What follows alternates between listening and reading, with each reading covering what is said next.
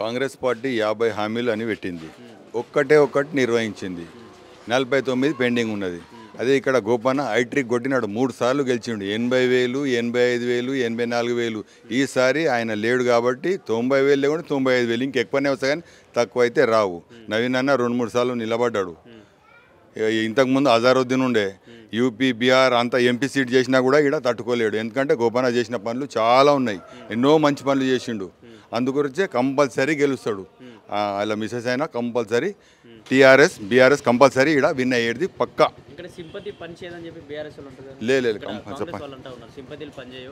లేదు సింపతి కాదు, పని ఉన్నది ఇక్కడ. నువ్వు ఎవ్వరు క్యాడర్ని అడుగు, నువ్వు ముస్లిమ్స్ వాళ్ళని అడుగు, హిందూస్లని అడుగు, ఇక్కడ పని ఉన్నది. పని కప్ప అందు గురించే చేస్తారు, పని తప్ప చేస్తారు.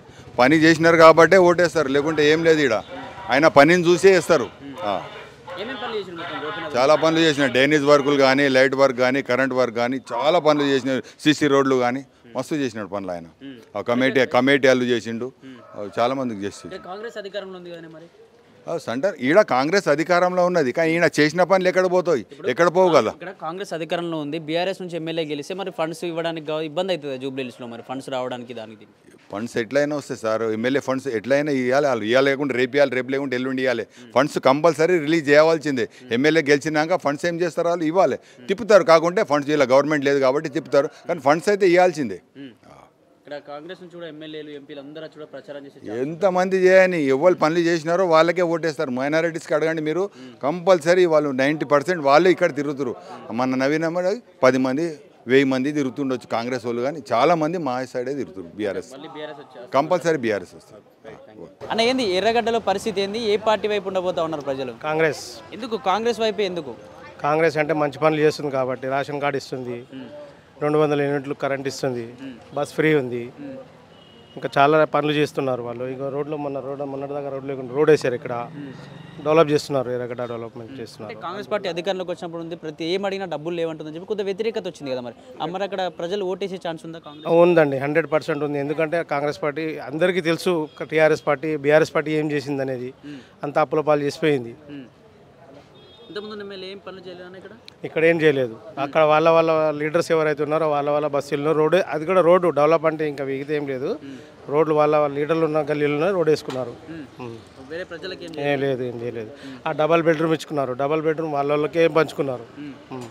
ఇక్కడ నవీన్ యాదవ్ కావచ్చు, నవీన్ యాదవ్ ఫ్యామిలీ రకరకాల ఎలిగేషన్స్ కూడా ఉన్నాయి. ఇక్కడ ఆ ఫ్యామిలీ, ఇక్కడ దీనికి సంబంధించిన రౌడీ ఫ్యామిలీ అని చెప్పేసి ప్రజలు భయపడతా ఉన్నారు. అసలు కాంగ్రెస్ గెలవదు, మళ్ళీ బీఆర్ఎస్ వస్తుందని చెప్పి కేటీఆర్ చెప్తా ఉన్నాడు.